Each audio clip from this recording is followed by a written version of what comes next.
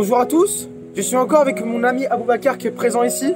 Déjà pour commencer, je vais vous remercier pour tous les messages positifs que vous avez donnés sur son témoignage. Merci à vous en tout cas, merci pour tous vos retours, c'est gentil. C'était vraiment cool et intéressant, enfin le témoignage qu'il a apporté c'était vraiment bien. Et là on va faire une nouvelle vidéo sur un nouveau thème avec Aboubacar, sur le thème intitulé « Qui est Jésus ?» Donc tout d'abord pour commencer, on fait toujours les mêmes enseignements, on dit tout le temps le verset Jean 3,16 « Car Dieu a tant aimé le monde qu'il a donné son Fils unique afin que quiconque croit en lui ne périsse point, mais qu'il ait la vie éternelle. » Et ensuite on peut voir dans le Jean 3,17 que Jésus il est venu pour pas condamner le monde mais pour le sauver. Et on fait tous cet enseignement qu'on connaît tous que Jésus il est venu sur cette terre, il est mort pour toi à la croix, il est ressuscité pour toi, il est mort pour tes péchés, il a pris toutes tes maladies à la croix et il est mort. Et c'est le seul qui nous donne la vie éternelle. On s'arrête souvent là, mais là on va faire un enseignement un peu plus poussé. Et pour cela, je vais laisser Aboubacar répondre à cette question. Alors plus précisément, encore plus profondément, qui est Jésus-Christ selon la Bible? Alors selon la Bible, qui est Jésus? On va démarrer par la question que Jésus a posée à ses apôtres. Qui dites-vous que je suis? Moi, le Fils de l'homme. Et c'est l'apôtre Pierre qui répond à cette question. Il dit, tu es le Christ, le Fils du Dieu béni. Quand Jésus a entendu ça, il n'a pas dit à Pierre, tu blasphèmes, tu dis une parole monstrueuse, abominable, tu as péché, repens-toi. Jamais. Quand sur l'identité du Christ, là c'est un passage qui est vraiment très clair, Pierre dit tu es le Fils. Jésus répond tu es heureux.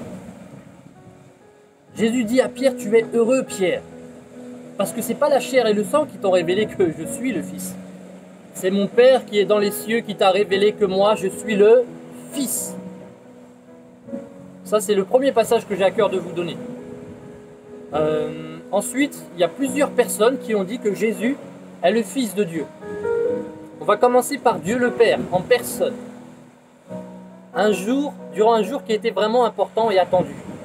Le jour de son baptême, le baptême de Jésus. Qui le baptise? Jean-Baptiste. Il se sentait indigne, mais il l'a baptisé. Quand Jésus est sorti de l'eau, qu'est-ce qui s'est passé? Le ciel s'est ouvert. L'Esprit est descendu sur Jésus, sous une forme de colombe.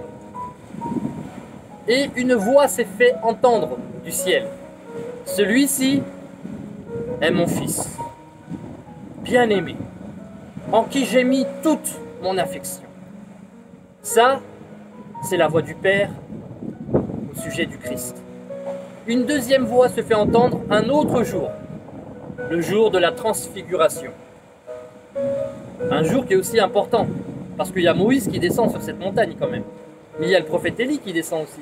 Et ils discutent, les trois prophètes sur la montagne discutent. Deux prophètes de l'Ancien Testament et Jésus. Le prophète, le Messie tant attendu. Ils discutent, ils parlent. Les apôtres se réveillent, ils voient la gloire. Ils se sentent très bien, au point où Pierre veut faire des tentes. Et il y a une nuée qui descend du ciel sur la montagne. Et il y a une voix qui se fait entendre du ciel. Et qui dit, celui-ci est mon Fils bien-aimé. Écoutez-le. Écoutez-le. Il faut écouter le Fils. Donc voilà les deux passages qu'on peut retrouver dans le Nouveau Testament où on voit Dieu le Père dire que Jésus c'est son Fils. Ce passage, alors il faut savoir que on ne retrouve ça nulle part dans l'Ancien Testament au sujet de Moïse, d'Abraham, de Noé, d'Adam, de quiconque. Jamais Dieu a dit à ses prophètes de l'Ancien Testament « Tu es mon Fils » d'une manière audible, même à Moïse, sur la montagne. Les Hébreux étaient témoins. Ils ont entendu le tonnerre, les éclairs, la montagne tremblait. Mais par contre, Dieu n'a jamais dit à Moïse « Tu es mon Fils, celui-ci est mon Fils ». Jamais. Pour Ézéchiel, la même chose. Jérémie, tous les prophètes de l'Ancien Testament, jamais Dieu a dit « Tu es mon Fils ». D'une manière audible, je dis bien. Parce que le jour du baptême et le jour de la transfiguration, c'était publiquement. Dieu a dit publiquement « Lui, c'est mon Fils ». Ça, c'est le premier point. Deuxième point, la deuxième La deuxième personne qui a dit que Jésus est le Fils de Dieu, pardon, excusez-moi, la troisième personne, parce que j'ai dit il y avait Pierre, il y avait Dieu le Père, il y a Jésus aussi, qui dit je suis le Fils de Dieu, Jean 10, verset 36. Et il y a aussi, quand il a été jugé, avant de mourir à la croix, il y a le chef religieux qui a dit dis-nous qui tu es. Es-tu le Fils du Dieu béni? Et Jésus répond, tu le dis, je le suis. Et vous verrez désormais le Fils de Dieu, le Fils de l'homme, descendre sur les nuées du ciel, à la droite du Père. Quand Jésus a dit ça, le chef religieux n'était pas du tout content. Il était très fâché, très en colère. Et il a dit, il mérite la mort. Nous l'avons entendu nous-mêmes. Il a dit qu'il est le Fils, il mérite la mort. Il a déchiré son vêtement et Jésus est parti crucifié. Pourquoi? Parce qu'il a dit, je vais revenir, mais tu l'as dit, je suis le Fils, tu l'as dit. Donc voilà, c'est les deux passages où Jésus dit aussi clairement qu'il est le Fils. Et normalement, le chef religieux, on aurait pu penser que il ne serait pas mis en colère, mais c'est vraiment mis en colère pour ça. Donc ensuite, il y a d'autres personnes qui ont dit que Jésus est le Fils de Dieu. Qui d'autre? L'ange Gabriel.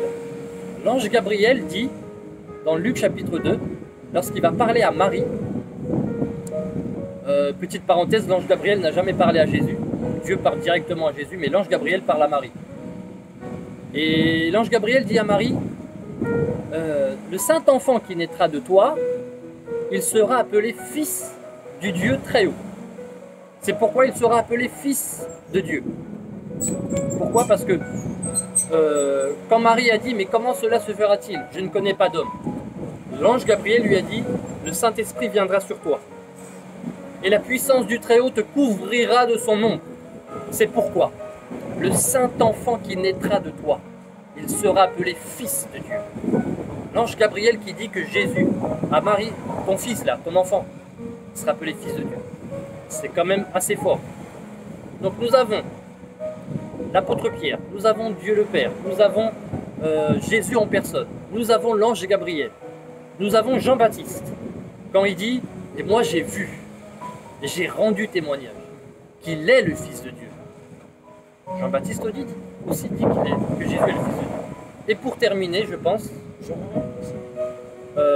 oui, c'est concernant la parole, mais c'est vrai que dans verset 14, je crois qu'il y a aussi dit la gloire du Fils unique de Dieu et les démons. Ouais. Pour terminer, c'est les démons. Les démons, lorsqu'ils voyaient Jésus, ils se prosternaient devant Jésus. On peut voir ça avec le démoniaque, qui s'appelait Légion. Il s'est prosterné devant Jésus en disant une parole qui est très révélatrice.